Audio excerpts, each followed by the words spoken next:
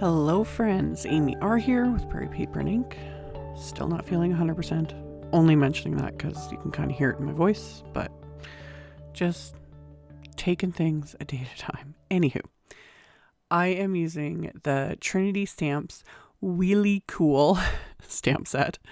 Yeah, their last release got to me late, just again, delays with shipping and manufacturing, like all of the things.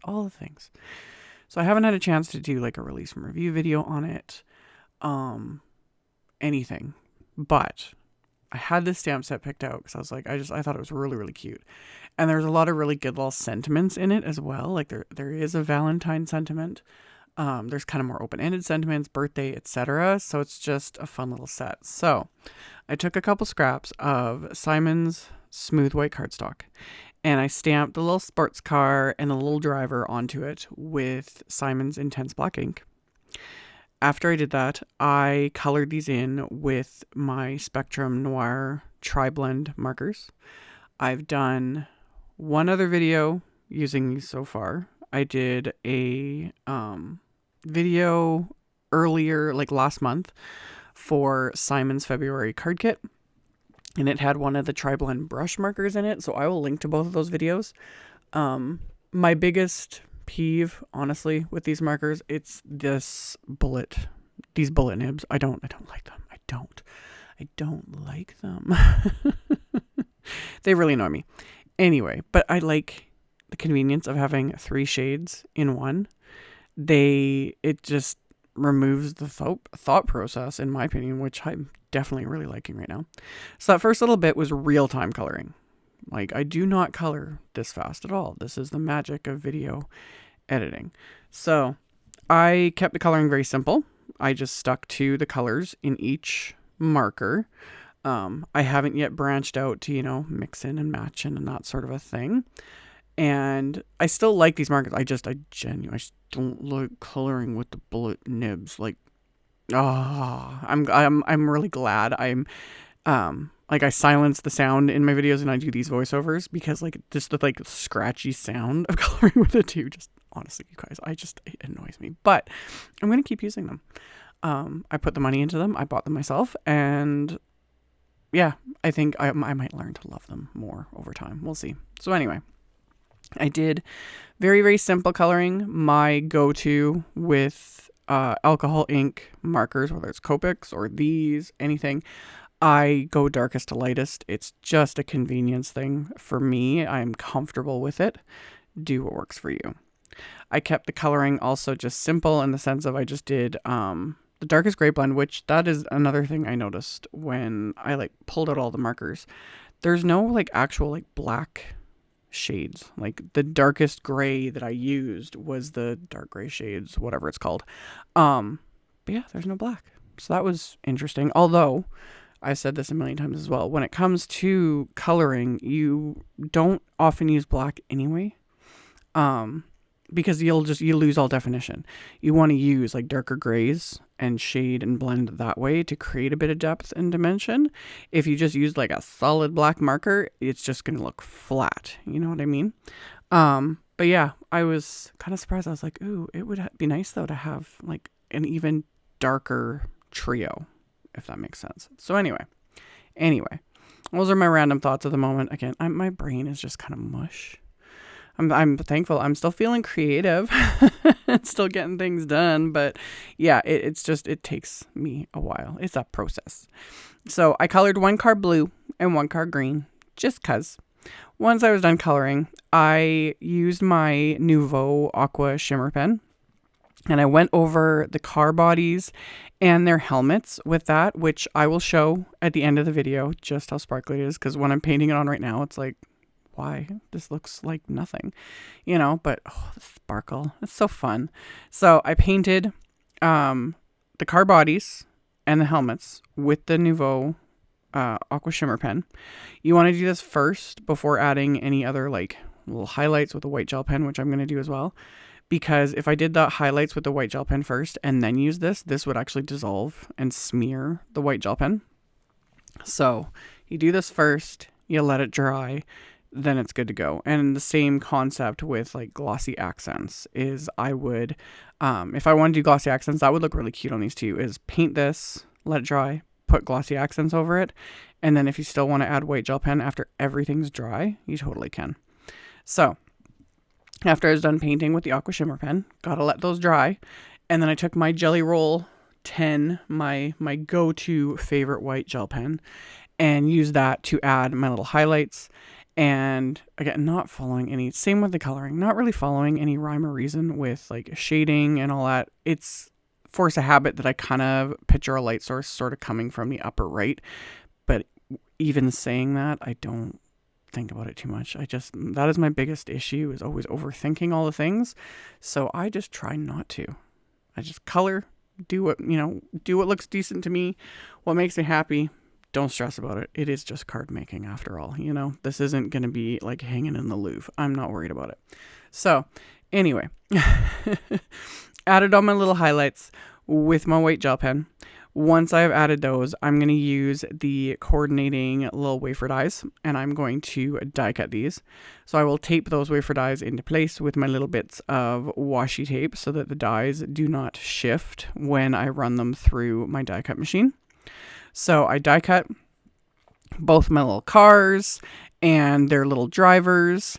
And then I used the leftover space on these pieces of white cardstock to stamp. There's a little, you have two options in the set. There's one like a little like exhaust, little plume of exhaust, or these little flames. And I wanted to use the flames because I just think they're adorable. So I lined that up kind of on the extra space here on these pieces of cardstock. And I'm going to stamp these with Simon's Sunbeam ink. And I had my clear embossing ink out as well, because you can do this multiple ways. If you've got ink pads that dry quicker, that aren't, pigment ink pads, oxide ink pads, that sort of thing, like ink pads that just dry quicker, that dry too fast to be embossed with, you can stamp it with whatever color. Then clean off your stamp and stamp on right on top of it. That's where a MISTI comes in handy, with clear embossing ink. And then emboss it with whatever, clear embossing powder, glitter embossing powder, whatever. I didn't end up needing to use the clear embossing ink with this because I stamped it multiple times. And because, each layer of ink sitting on top of each other, it stayed wet long enough to add the embossing powder. And then the other thing to note is the embossing powder I'm using is, I don't think, available anymore. This is the Enchanted Gold embossing powder from Ranger. This had the card making industry in a chokehold years ago. Pretty sure it was a Jennifer McGuire video. In fact, I can picture it in my head too. I think it had a little mouse on it. Anyway, we all went nuts. It was sold out for months. They don't make it anymore. I will link to a couple alternatives though. Even like clear sparkly embossing powder would work amazingly. The Judikins one that has been around for literal eons, that's another favorite of mine, would work fabulous. And then there's like a yellow tinsel type one from Ranger as well that would work. It'd be probably just a little brighter. But anywho, I had stamped it with that ink multiple times, coated it with the embossing powder. Usually I use a coffee filter for my embossing powders that aren't in the big containers because they're just not as used. I couldn't find my coffee filters. And I'm only mentioning this because, again, my brain is just literal mush right now. I couldn't find them, so I use a scrap paper, which works great to funnel the embossing powder back into the container. But yeah, I keep the coffee filters with the embossing powders, like right there, right in front of my face, like literally a foot away from my knee as I'm doing this voiceover. So that's where I'm at right now. Anyway, there's not a coordinating wafer die for that little flame image, but it took me all of like 20 seconds to just cut it out. You can just stamp it onto your project, whatever, but I had plans to pop everything up with Dimension. So after I had heat embossed them, I just fussy cut them. Again, took like 20 seconds, no biggie. And then I grabbed a couple panels of just white cardstock, and I'm using this checkered background stencil from Trinity. And here's another testament to where my brain is at. Do you notice that the issue here? Like, I have the silicone positive everything tool meant to hold ink pad. There we go. She figured it out. Just, it took her a bit. Anyway. I have Simon's flannel ink and this stencil. The stencil has etch lines in it, so you can shift it, which I'm going to do after I do the second panel. Since I'm doing this twice, it was easier rather than using like my stencil buddy and all the things, just to tape it with some pixie tape.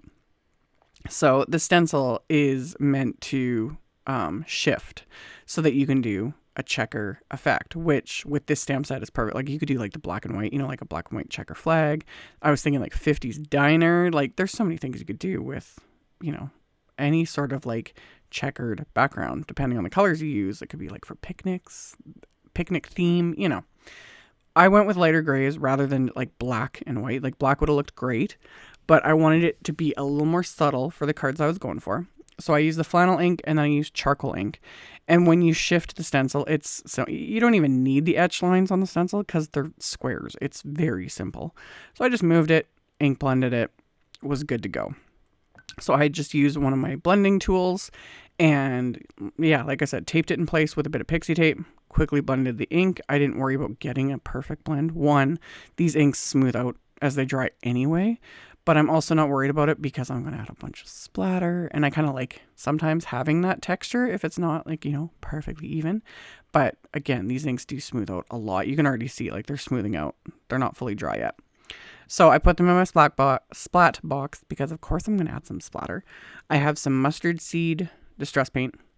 I went with paint versus ink just because. Mostly also because I wanted to use yellow. And yellow, trying to splatter yellow on things gets a little iffy because, most yellow, if I'm using like a yellow ink, it's just going to soak into the cardstock and, underneath the gray ink, it's not really going to show up. So mustard seed distress paint works wonders.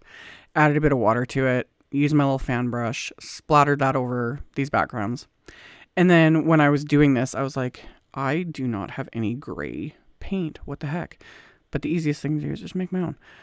Picket fence white paint, tiny bit of black soot distress paint, and tiny. Even this little bit I added is more than enough. Like black soot distress paint, I've always said this. This is my absolute favorite for black splatter because it is pigmented. Holy, like there is no paint, no craft paint I've ever come across that is pigmented as black soot distress paint.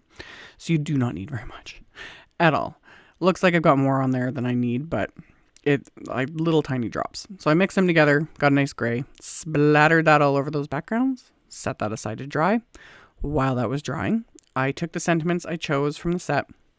I have a piece of black cardstock in my MISTI anti-static powder tool. And then I stamped sentiments with clear embossing ink. Did this twice because I was making 2 cards because why not? Once I've got those stamped, I will use Simon's Detail White embossing powder. Pour that over, tapped off the excess. Then I can melt these with my heat tool. Once these are melted, give them a few seconds again to just cool off. And then I use just my little microfiber cloth to wipe off that excess anti-static powder. And then with the coordinating die set, there are coordinating wafer dies for all the sentiments.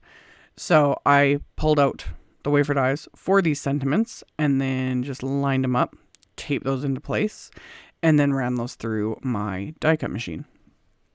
So once I had all of these little sentiments die cut, I've got all of my background stenciled, splattered, other elements are die cut, everything's ready to go. So now it's going to be time to start assembling my cards. So the backgrounds are dry. I trim these down to smaller than the card fronts. The card bases are going to be A2 cards, so 4 1/4 by 5.5 inches. So I trimmed these panels down to like 3 3/4 by 5 inches. I wanted them to be smaller than the cards, and also I planned on putting them on an angle, just cause. So top folding white note cards, like I said, 4 1/4 by 5.5 inches. And then I took these panels that I had stenciled and splattered, and I just used my fingernail and roughed out the edges. I do this every once in a blue moon. It's not something I do very often. We used to do this all the time back in the day when when I first started card making. We even had little tools to do it. I know Tim Holtz, I think he had, I don't know if it's still available. Tonic made a little tool that you could use that would rough up the edges. I know I still have it in a drawer somewhere. You could also use the sides of your scissors, that sort of thing. I just used my fingernail because I didn't want it super roughed up. I just wanted a little bit, So I roughed up the edges a bit. And then I die cut some slate gray cardstock with the RACETRACK Heart die set. Love it. So cute. I don't know if you can really see on camera. It's hard to see as I'm editing, but there's like stitch lines in the center of these hearts, you know, to make it look like a road. Hence me cutting it from slate gray cardstock. And yeah, I don't know. I thought it was the cutest little thing. So I adhered those to the background. And then I used just foam squares to pop everything else up onto these cards, just to give it that bit of dimension. So I adhered my little race car and his little driver, and then the little flames that are all like glittery behind it. Off camera, I'd stamped the hearts from the set in the same way I did the flames. So I stamped it multiple times with that yellow, that sunbeam. Yeah, sunbeam ink, and then heat embossed it with that same embossing powder. So those are glittery as well. And then those I just die cut with coordinating wafer dies, popped into place with little foam squares. Adhered the first part of the sentiment with foam squares as well. And then on the inside of the cards, I used the leftover piece from die cutting the little racetrack heart.